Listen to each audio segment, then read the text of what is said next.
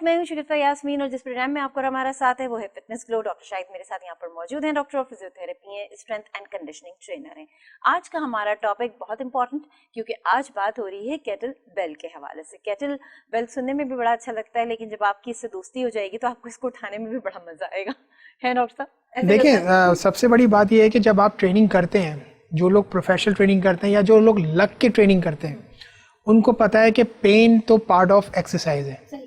ज़ाहिर आप जब परफॉर्मेंस दे रहे होते हैं और अपनी स्ट्रेंथ बढ़ा रहे होते हैं, सम टाइम ये होता है इंसान ज़ाहिर बात है पूरे दिन जॉब भी करता है, फिर अपनी ट्रेनिंग भी करता है, तो सम टाइम ये होता है कि इंजरीज बढ़ जाती हैं, किसी को बैकिक हो जाता है, कभी पेन आ जाता है। तो वो ऐसी चीज़ें जो आपकी एक्सरसाइज के साथ साथ हैं, इसलिए हम मना करते हैं कि कभी भी वेट जब उठाएं, और वेट की टेक्निक है वेट उठाने की। अमूमन घर में ये होता है ना, कोई भी चीज़ खींच लेते हैं, एक चुक आ जाती है, या बैठे हुए उल्टे सो गए, या गर्दन टेढ़ी करके सो गए तो गर्दन में पूरी एक स्पज़म हो जाता है। तो हर चीज़ देखनी पड़ती है। वेट उठाते हुए अगर आपने गलत तरीके से उठाया तो वेट की चोट बहुत गंदी है, वेट की चोट बहुत बुरी होती है, पेनफुल होती है, और सम टाइम बॉडी आपके जॉइंट को डिसलोकेट कर देती है। हाँ, आपने डिसलोकेशन की बात की थी, तो डिसलोकेट करना इसका मतलब वो अपनी जगह से हिल गया। तो क्या वो फिर उसके बाद वैसे ही हो जाता है अगर किसी के साथ इस तरह का कोई प्रॉब्लम हो जाता है? नहीं हो जाता है। देखिए, जो हमारा प्रोफेशन है वो है ही इसी चीज़ के लिए कि जब आपको कोई भी प्रॉब्लम होती है in sports, in general life, जो आपकी डेली रूटीन की लाइफ है, उसमें अगर कोई भी प्रॉब्लम होती है तो आप उसकी रिहेबिलिटेशन करवाते हैं। आपकी सर्जरी होती है, उसके बाद भी आप रिहेबिलिटेशन सेंटर जाते हैं। आपको इंजरी होती है, वो जब भी आप रिहेबिलिटेशन सेंटर जाते हैं, आप देखते हैं स्पोर्ट्स में किसी को हैमस्ट्रिंग प्रॉब्लम हो जाता है, ग्रोइंग प्रॉब्लम हो जाता है, शोल्डर प्रॉब्लम हो जाता है, कभी टेनिस एल्बो हो जाती है, तो उन सब की प्रॉपर ट्रेनिंग होती है, जिसको हम बोलते हैं मेडिकल एक्सरसाइजेस, जो आपको रिहेबिलिटेट करती है उस इंजरी को। जब वो इंजरी प्रॉपर हो जाती है तो आपका टेस्ट लिया जाता है। अगर आप अपने टेस्ट में परफॉर्मेंस प्रॉपर कर पाते हैं, 100% परफॉर्मेंस कर रहे हैं, तो फिर हम बोलते हैं सही, go back to your training, फिर आप जाके उठाइए। लेकिन कभी भी हम लोग ये अलाउ नहीं करते कि आपने एक दिन वेट 4 kg किया और दूसरे दिन आपने 10 kg कर लिया। नो, पहले आप करेंगे लाइट वेट, ताकि आपके मसल्स और आपके मसल्स के नीचे जो जॉइंट है वो स्ट्रांग हो। जब आपका जॉइंट और आपका मसल स्ट्रांग नहीं होगा, क्योंकि जॉइंट को मसल्स ने कवर किया हुआ है, जब ये स्ट्रांग नहीं होंगे तो जॉइंट आपका आगे पीछे होगा। तो इसलिए पहले आप अपने आप को कन्फर्म वो स्ट्रांग करें, फिर वेट ट्रेनिंग शुरू करें हैवी। सही, बिल्कुल सही है, क्योंकि इस बात से मैं एग्री इसलिए करूंगी कि मैंने अक्सर लोगों को देखा है वो बड़े जोश में आते हैं, एक दिन तो खड़े होते हैं, आज तो भाई तय कर लिया अब हम दुबले होके ही छोड़ेंगे, और ज़्यादा जो फोकस होता है वो दुबले होने पे होता है। हमारे यहाँ लोग ज़्यादा फोकस इस बात पे नहीं करते कि हमें हेल्दी होना है, हर किसी को सिर्फ स्लिम होना है। देखिए, मसला ये शोफ्ता कि हमारे यहाँ हर बंदा अपने हिसाब से यूनिक है, अल्लाह ताला ने बनाया है, सही है, सब डिफरेंट है, सही है ना। 100% हम लोग बॉडी बिल्डिंग नहीं कर सकते इन डेली रूटीन। ज़ाहिर बात है, हमें घर भी देखना है, ऑफिस भी देखना, जिम्मेदारी निभानी है, जो एक हकीकत है। सबसे पहले जो हमारी हकीकत है, स्कूल के बच्चे ज़ाहिर है वो कमाते नहीं है, वो लर्न कर रहे होते हैं, लाइफ में अभी उनको एंटर होना होता है, तो उनके लिए टाइम होता है, तो उनको अच्छी परफॉर्मेंस करने के लिए उनको स्पोर्ट्स कराया जाता है। इसमें से कुछ इंटरनेशनल परफॉर्म करते हैं आगे जाके, इसी तरह कॉलेज के बच्चे, यूनिवर्सिटी के बच्चे, फिर आगे जाके प्रोफेशनल लाइफ, उन सबको देख के एक्सरसाइज ऑर्गेनाइज की जाती है।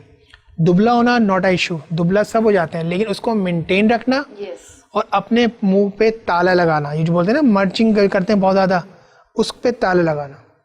अभी आप ट्रेनिंग करके आए और आपने एकदम से इतना खा लिया कि आपने जो ट्रेनिंग की उसका बेनिफिट ही खत्म हो गया है, और आप खा क्या रहे हैं, पहली चीज़ तो ये देखनी है, खा क्या रहे हैं, आपको गाइड कौन कर रहा है। आपने अपने हिसाब से वे प्रोटीन शुरू कर दिया, आपने अपने हिसाब से कार्ब डाइट शुरू कर दी, लो कार्ब डाइट, आपने अपने हिसाब से कीटो शुरू कर दिया। आपको ये सिर्फ यूट्यूब देख के नहीं करना, आपकी बॉडी का प्रॉपर टेस्ट होता है, उसके बाद योर डॉक्टर या डाइट्रिशियन अलाउ यू कि आपने ये काम करना है और इतने दिन करना है। मेडिसिन या कोई भी केमिकल आपकी बॉडी में थोड़ा सा भी ज़्यादा होगा, आपकी बॉडी में डिस्टर्बेंस शुरू हो जाएगी, बॉडी डिस्टर्ब हो जाएगी। हाँ, बिल्कुल सही बात है, हो जाती है। सपोज अगर आप दिन में 2 चाय पीते हैं और अगर आपने दिन में 6 चाय पी ली तो आपको एसिडिटी शुरू हो जाएगी, क्योंकि आपका स्टमक आदी नहीं है। इसी तरह हम जब सोते हैं और हमारी नींद खराब होती है, उस वक्त भी यही इश्यूज होते हैं कि हम 2 घंटे की नींद लेते हैं और बैठ जाते हैं।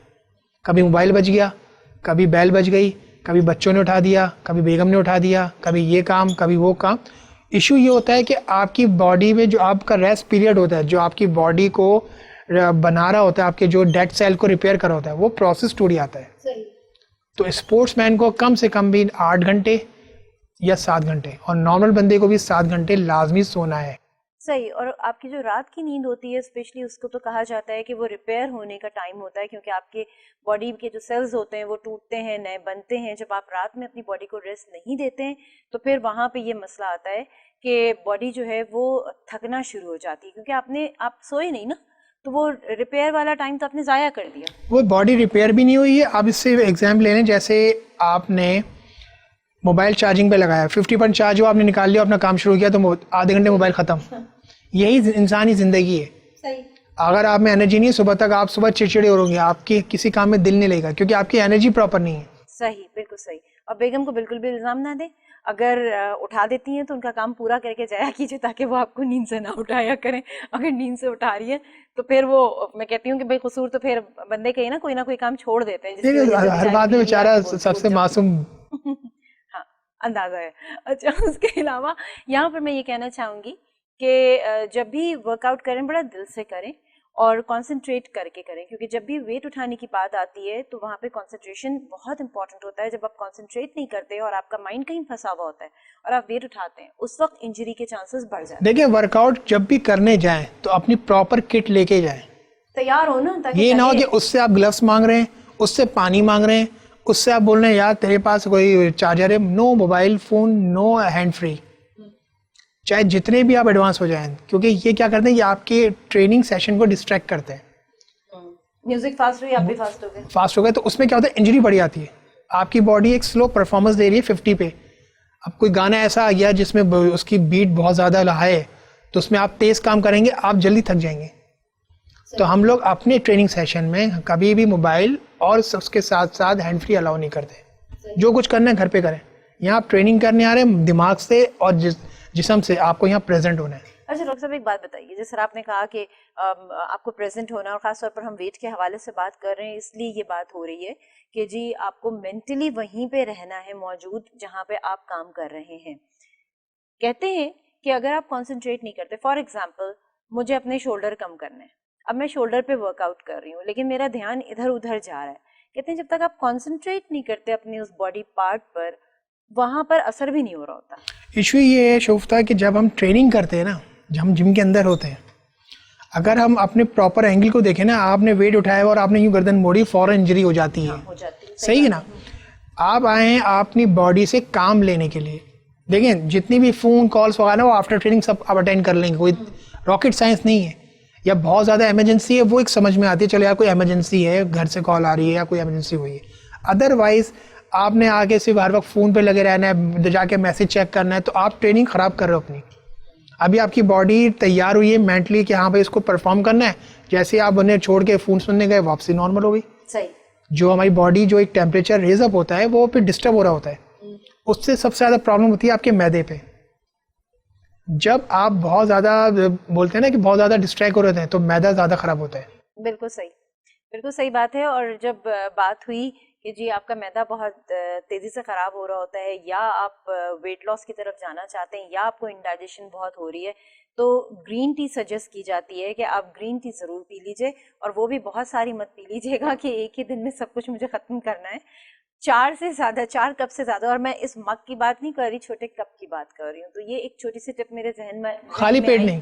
हाँ, खाली पेट नहीं, खाने के बाद खाली पेट में आप क्या चीज डाइजेस्ट करना चाह रहे हैं? हमारी हवा में ऐसी है कि ट्रेनिंग के दौरान ही ग्रीन टी पी रही होगी। नहीं, आप खाली पेट नहीं, जब कुछ खा लें उसके बाद आप ग्रीन टी का इस्तेमाल करें, क्योंकि उसमें दूध भी नहीं होता और उसमें उसके अपने कुछ इंग्रेडिएंट्स ऐसे होते हैं जो कि आपको चीज़ों को हजम करने में और आपके वेट लॉस में हेल्पफुल होते हैं। डॉक्टर साहब बहुत शुक्रिया, थैंक यू सो मच।